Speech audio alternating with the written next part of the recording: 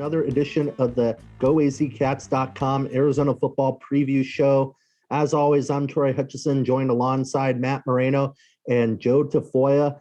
And guys, let's talk about last week. I mean, I kind of said it in my part of the predictions. If all three of us pick Arizona, it might be a little bit of bad luck. And, well, San Diego State came to play. Arizona did not. It was 38-14, San Diego State.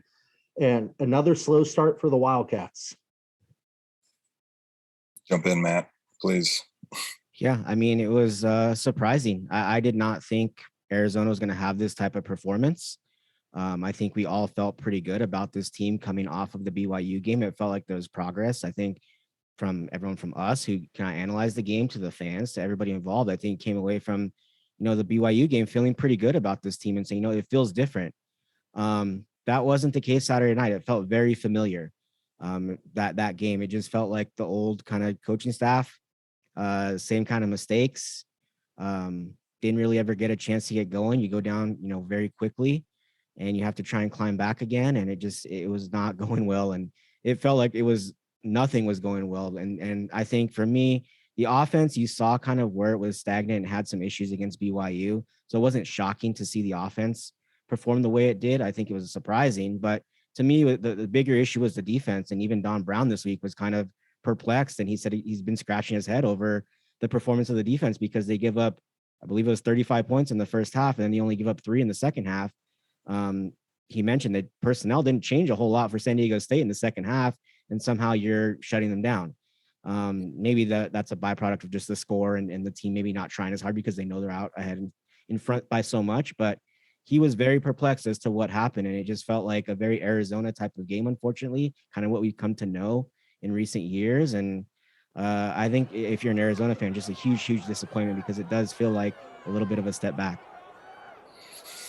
Well, I was so fired up last week, you guys. I mean, you remember me. I had my pom-poms out. I was cheering. I was saying we were going to win 31-10. And this was the exact opposite of what I thought I knew about football, what I thought I knew about this team. I had to eat a lot of crow. I bet a lot of my friends. I was all on board with Jed Fish, all of his inspirational speakers that he's had come into the facility, all the pep talks he's been giving. He's firing up the crowd. They announced that there was 39,097 people at the stadium. I understand there was a huge debacle on getting into the stadium. So inside the stadium, outside the stadium, we just can't figure it out. I'm not sure what is going on at the University of Arizona, but 14-game losing streak is the longest in in all of football right now. And that's just unacceptable. Now, this is a must-win game. This game coming up, I know we're going to get to it next, but this is as optimistic as I was about this team last week. I'm feeling equally as pessimistic going into this next week. When you evaluate that game and you look at what's going on, do you see issues that are deeper than just, hey, you can fix these in a week or two, fix these in a few days? Do you see some issues that are maybe deeper than were anticipated in your mind? Yes. I think that one of the biggest issues is the difference in talent. And San Diego State, they ran the ball anytime they wanted to. We were one of the best rated tackling teams against BYU. And then going into this game, I didn't really see San Diego State being a powerhouse running team, but we just couldn't tackle. It was like a completely different team out there on the field. And to me, what that represents is there's a separation in talent, number one. And number two, if we can't win at home, if we can't win the home opener against a team that we should be winning against, there are much deeper issues. We can get into what all of those may or may not be, but there are a lot of them. Yeah, and you guys touched on it defensively. Arizona had 24 missed tackles. 24 missed tackles in 2 weeks, but 16 last week, according to Don Brown. And, they went for big plays. You had the 55-yard run from Greg Bell from San Diego State to open things up. And then you had their tight end on a little tight end screen go for 73 yards and take it inside Arizona territory. When you give up big plays like that, puts the team behind, it's hard to play, and it's got to put your offense in a bad hole. The honeymoon phase is over. We've gotten to a point right now where we need to see a different product out on the field. Matt, you mentioned it earlier. This is looking very familiar, and it's just at this point it's disheartening. It's a little bit upsetting to come back to this place that we should have won that game. We should be building on momentum at this point going into the next game. Tell me what happened outside of the stadium as someone who wasn't there, and maybe the fans who weren't there. What happened outside of the stadium? So as everybody knows, the tickets were switched over to phone on the app. You had to download your tickets. Arizona had everything lined up for everybody to come in, but from what I heard from fans is they closed 50% of the entrances, forcing fans into a couple entrances, creating long lines, and they didn't have the personnel ready. Metal detectors were there, so it's a little bit slower of a process. And by the time they got everybody in, it's already 21-0 Arizona, so you didn't even have the full 39,000 there for the first quarter or kickoff. Wow, that's really interesting. The anticipation for this game going in, guys, it seemed like, last week, if anyone was listening to this podcast, knew one thing, it was that I was fired up. I was excited. And I know I wasn't the only one. The fans, the city, the school, some of the players, they all had real optimistic outlook on this thing. How do we feel now? How do you guys feel now? What's the sentiment around the team at this point? I still think everyone's a little bit shell-shocked. I think the team anticipated, hey, things are fixed. This is not the type of performance we're going to have anymore. This is not, the expectations that this program wants to have. And so I think everybody from Don Brown to Jed Fish to, the players all go, oh, this is going to take some work. And that's the first thing Jed Fish said after the game was, if anybody thought this was going to be easy, they didn't have the right mindset, because this is going to be difficult. And so I think it was a little bit sobering, it sounds like, for the coaching staff of, oh, this is the mess kind of we're taking over and we're involved with now. And it's now in their hands. I mean, people can blame, the previous coaching staff all they want for the talent, for the lack of talent, what they have in place, but it's in their hands now, and they're going to be the ones who are expected to turn things around. And I think there is kind of just that sobering reality of this is going to take some time, and this is going to be a real task to try and figure out how to turn this program around. It's going to have to start with a win. I think once that happens, they can build some momentum. I think it's important to note that the players still seem very much involved. A lot of the players continued this week to show their support for Jed Fish and what he has in place and their belief in what he's going to bring to this program. I think for everyone involved, though, it's just, hey, this is going to take some work. As much as he's been able to, work his magic in other areas this offseason and snap his fingers and just have things happen, it's not going to be the case with the team. And I think that was just starting to settle in, by Saturday night, late Saturday night into Sunday and, into this week. Yeah, I think it's quite the reality check for Arizona right now. But I do feel that Arizona fans have to keep in mind, Arizona's coming off of maybe one of the worst eras in Arizona football history underneath the previous regime. Very similar to the Makovic era in terms of winning. And you think about that era, it took Mike Stoops a while. He had a couple of 3-8 years, 3-9, slowly built up to 5-7, 6-6, and finally broke through in 2008, getting to the bowl game, snapping Arizona's bullish streak, going 7-5. But it was a gradual progression, and he had recruiting classes that were 14th, 25th in the country, building that up. Right now, Jed Fish has a decent recruiting class, and he's still working on that. But it's going to take a coach time to get his players and his system implemented. And as you see right now, there's offensive line issues, there's quarterback issues, there's issues all around. So it's going to take time. And I think Arizona fans and people involved in the program are just going to have to be patient. It seems like patience has been a virtuous thing for a long time here at U of A. And I know there's no quick fix, but in today's society, with our culture being the way that it is, you can get whatever you want. You can get it right away. So I worry that the fan base is going to start tuning out early on if we don't start putting something together. And that includes boosters, that includes sponsors, and this program can't really take too many more hits like that. So we'll try and be a little bit more positive, a little bit more optimistic moving forward. Hopefully this is the week where we snap that ridiculous losing streak. I know you wanted to talk about that. Yeah, Arizona has NAU this week. The two have faced off 16 times. Arizona's 15-1. First meeting came in 1931, Arizona winning 19-12. The only NAU win came in 1932, 7-6. This is a series that for a long time wasn't played and more recently has been played gradually, given that the Board of Regents has made this a tradition where you have to play them every 2 years. Same with Arizona State. They had to play NAU every 2 years. So this is a Arizona heavy series, but after losing 14 straight, nothing is given to you. So it's time to put up or shut up. Now, moving to what we know about Arizona in this matchup, Joe, you mentioned it. The quarterback battle is wide open again. Will Plummer will get the start for Arizona. And he came in and started slinging the ball around, actually taking shots downfield, hit Tavion Cunningham downfield, and I believe put them inside the 20, had a passing touchdown as well.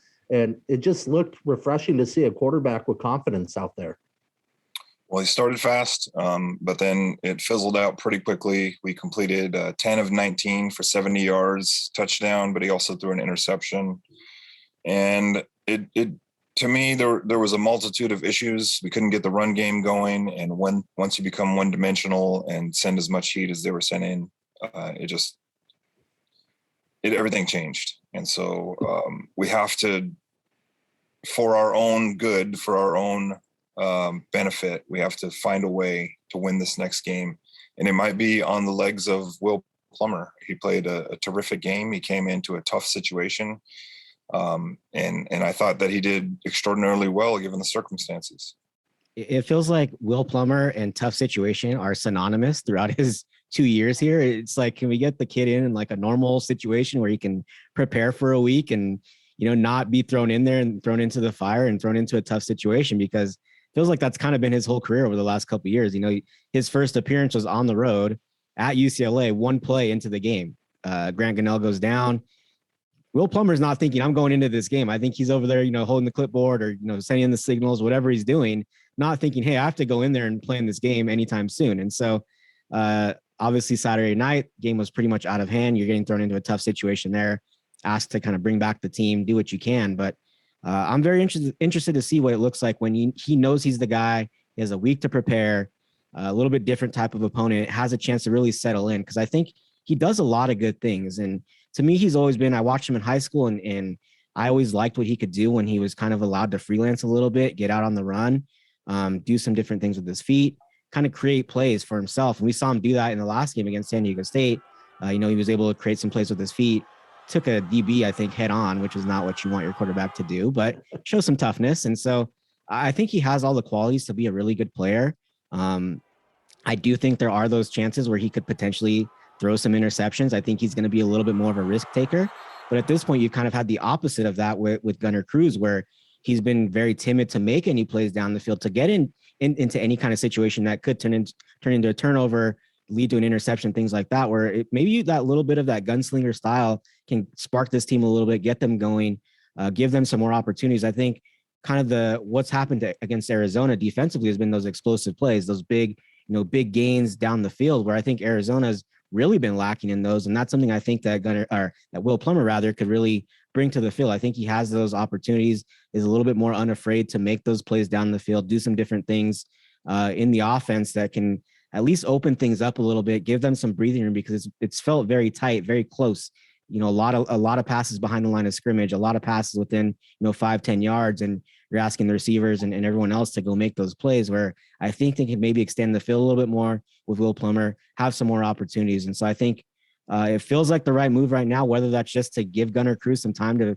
figure things out. Maybe you light a fire under him, because the other notable topic and the other notable thing that Jed Fish said this week was that Jordan McLeod's going to get some opportunities. So reading between the lines a little bit, does that mean Gunnar Cruz is now your third quarterback? And does that light a fire under him, get him, hey, I need to get back to my starting job, figure out what's going on, between the ears, and make those right decisions, be decisive, to make this a competition again.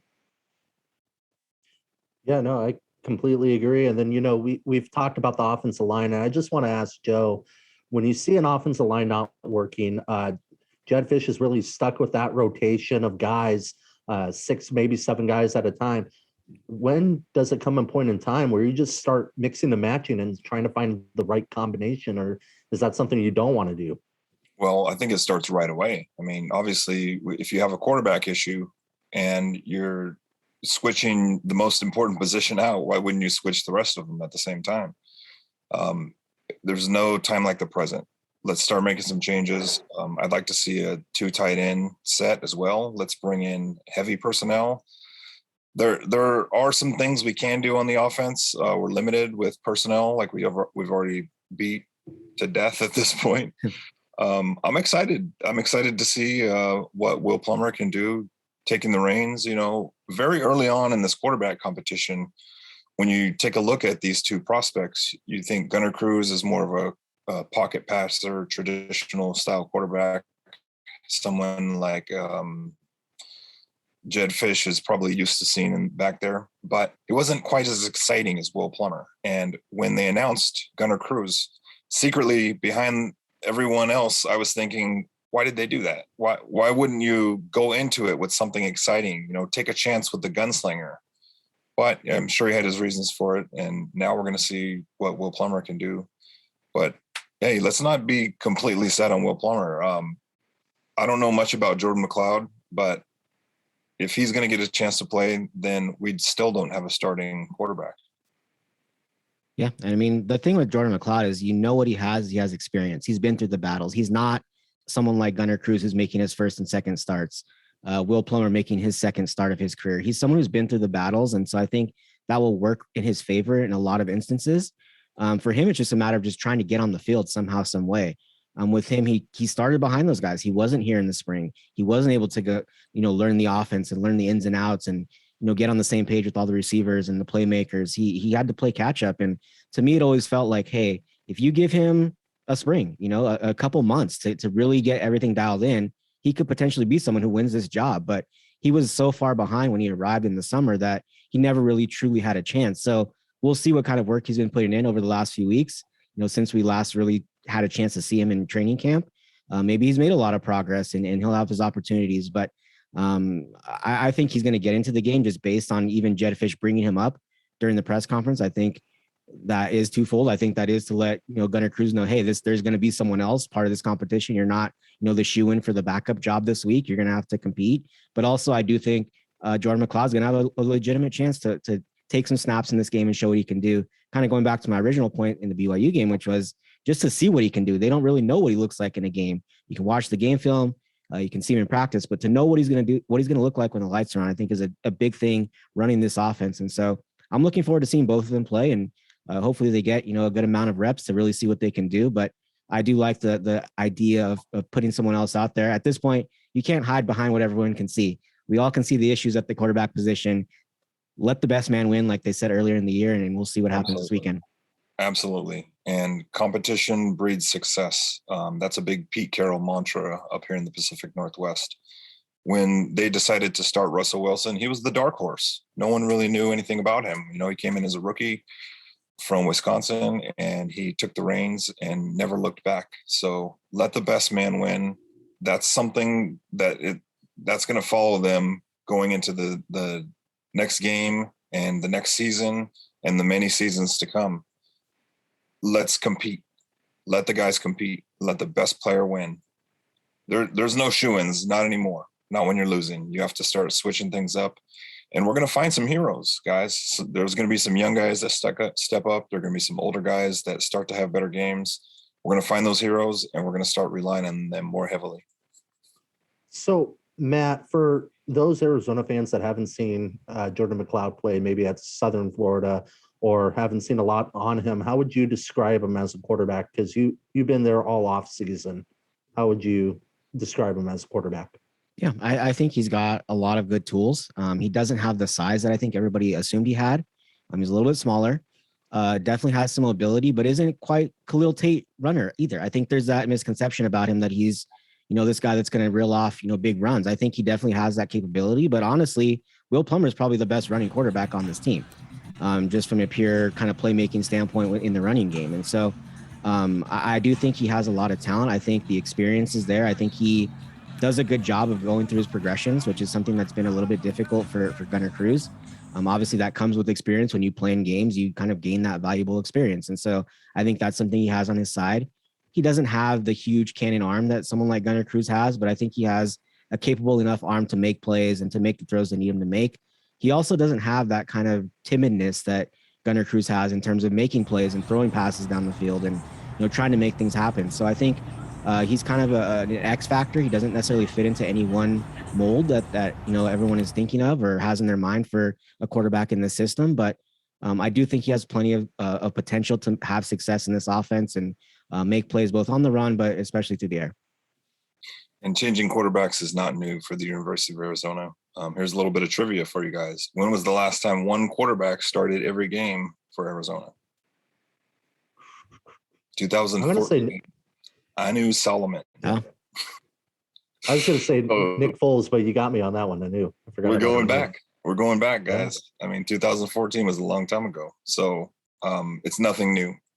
But that also tells you what you need to have success, because that was the Fiesta Bowl year. It was 2014. It goes hand in hand. You have consistency at that position. You have, someone who is capable of getting things done at that position. It leads to success. So that's really where everything starts in a lot of ways. And so I think that signifies, that's when they had things moving in the right direction. And for Arizona to get back there, you want to have some stability at that quarterback position, which I think Arizona is trying to find right now. Yeah, no, totally. And we look at NAU just real quick. They're 0-2, lost to Sam Houston State, lost to South Dakota. Been pretty bad on both sides of the ball. Haven't been able to move the football. Been giving up 40 points.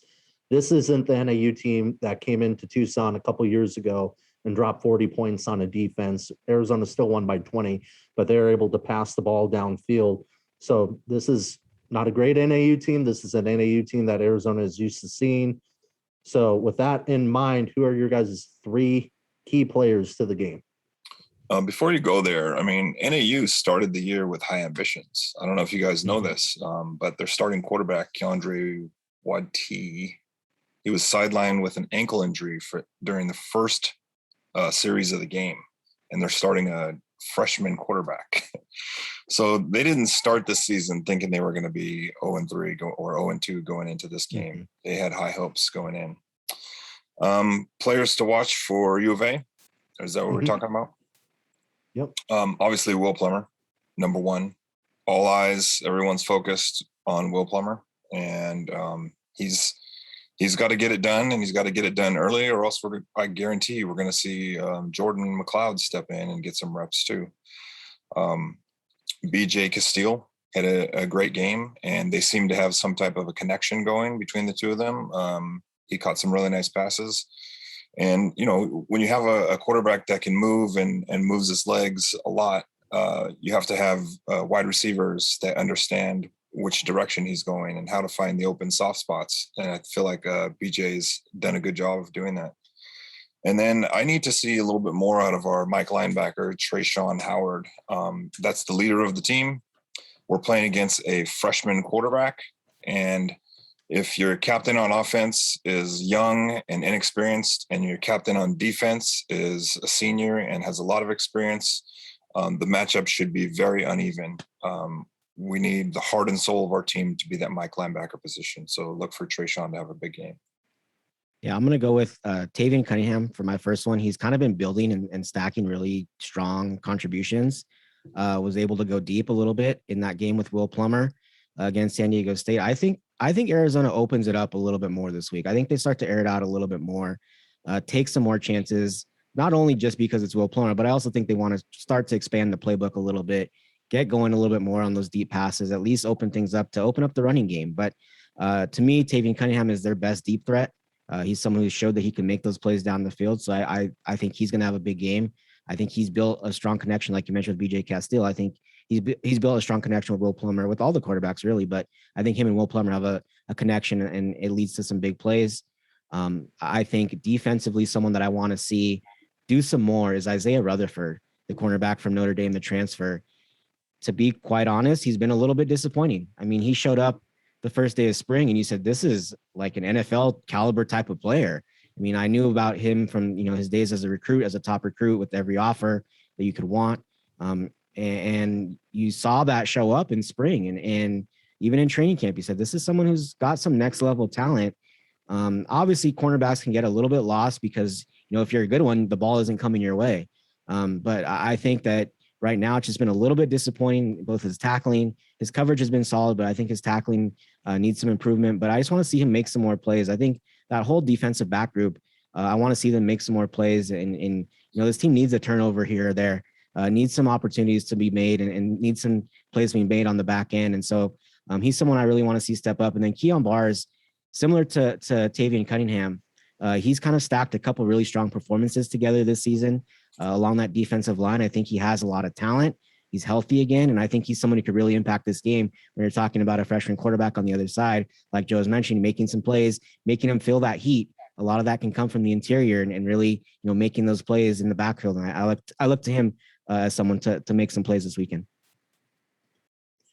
So, yeah, I agree with Joe. It all starts with Will Plummer. It's his time to shine. We talked about him being a gunslinger, and that's substantially different from Cruz being in there, who's a little bit hesitant. So it's his time to shine. Arizona really needs to find that quarterback before they head on the road to play the Ducks. It's a golden opportunity. You're playing NAU. You're playing a team that you've traditionally handled fairly well. So there's going to be opportunities out there on the field, and I think Will Plummer needs to have those opportunities met. He needs to take advantage of those and have some long bombs, show that they can move the ball downfield. Offensive line, I know I've been saying it all year long, but it's really time for the offensive line to start playing up to their potential, because this is going to be maybe the only game going forward that you're going to have that advantage up front. You're heading into conference play, bigger, stronger, faster once you get into conference play.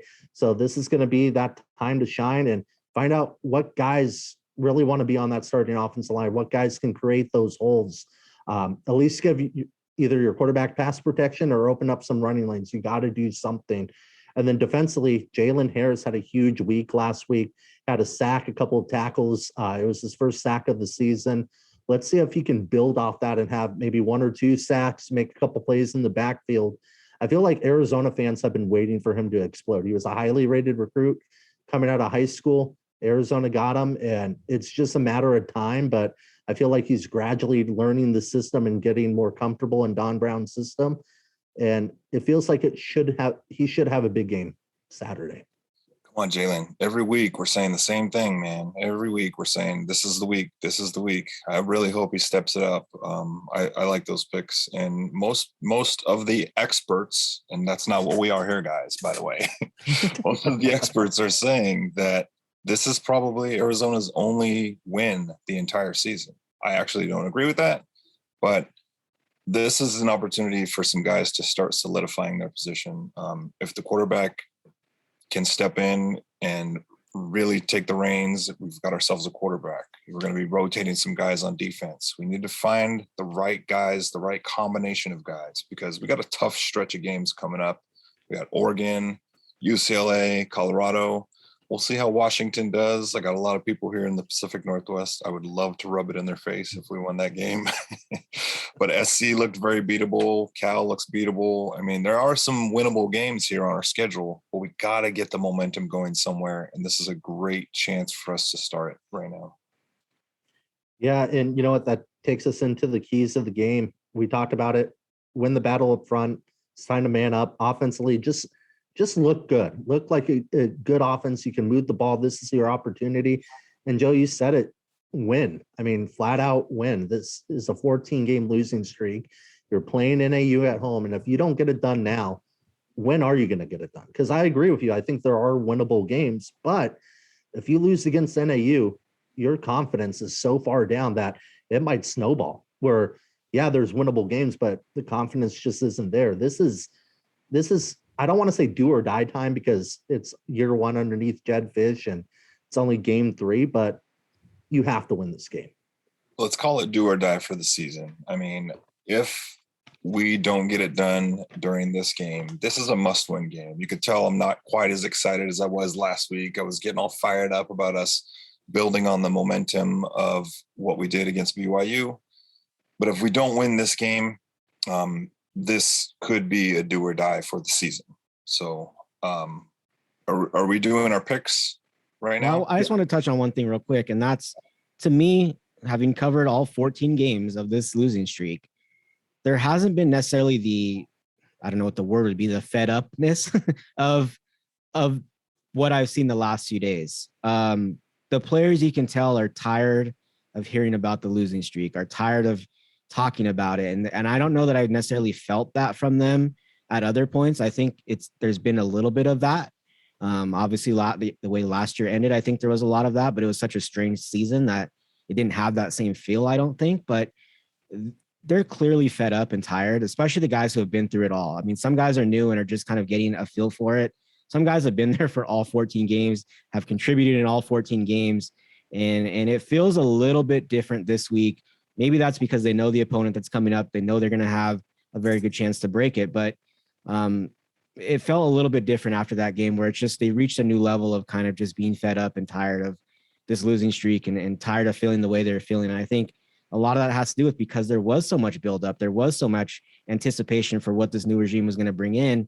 And, you know, BYU, you could even feel a little bit good about how that went, even though you lost the game because of how you finished, where, like we talked about, this felt familiar. And I think they said, okay, this is too much now. Let's change this. And so I think there is going to be a little bit of that edge, a little bit of that chip on their shoulder that they kind of need to win, to break this losing streak and win a game. And so I'm interested to see how they look and how they come out.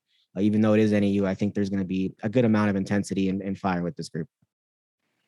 Yeah, I think the quote of the week last week was Will Plummer saying, "Yeah, we're pissed," because you were saying it, Matt, that in last season, especially when you would ask them about the losing streak, they would say, "I don't know what's going on. We're practicing hard in practice, and it's not translating to the field." There seemed to be no accountability in last season or years past. And finally, there's accountability. There's hey, we're tired of this moment, which I don't think you've seen for a while. Well, they're not the only ones that are tired of it. I mean, I was at a golf tournament and I'm surrounded by NFL alumni. Everyone's cracking jokes and most of them are about the U of A. So I'm tired of it. Let's get this over with. Let's reset and let's get the win. I think you get that. You kind of wash away, everything that you've been through the last, couple seasons. I think it just kind of gets everyone on the same page, lets them hit the reset button and kind of take a breath and say, okay, now let's settle in and figure out how difficult this task is going to be to turn everything around. But I think Jed Fish mentioned it this week. He called it a cloud hanging over them right now, this 14-game losing streak. And I think it would allow that to go away. Not every fan is going to be on board. There's going to be those fans that say, oh, it's just NAU. This is still, the losing streak still continues because you haven't beat, a real team. But I think for them, I think it's just going to change the mindset just a little bit enough to get them going in the right direction, kind of give them a good baseline to work from. And then you can really settle in and figure out what the next steps are. But I think for them, I think they just need this win and need a chance to kind of feel good about themselves for the first time in a very long time. One final thought from me. I hope that the energy in the locker room after the game is as high as it's ever been, because after every win, this team, all teams, get to sing the fight song. I just hope they remember how the words go. It's been a long time. Bear down, Arizona. Let's go do it. Thank you for joining us. And just, it's a good thing Jed Fish is having them practice the fight song and practice for that moment. He's getting them ready. Maybe he had some foresight. He said, they're going to need to know this at some point. So again, Arizona will take on NAU Saturday from Arizona Football Stadium, 7:00 here in Tucson. Thank you for joining us. And as always, see you next time.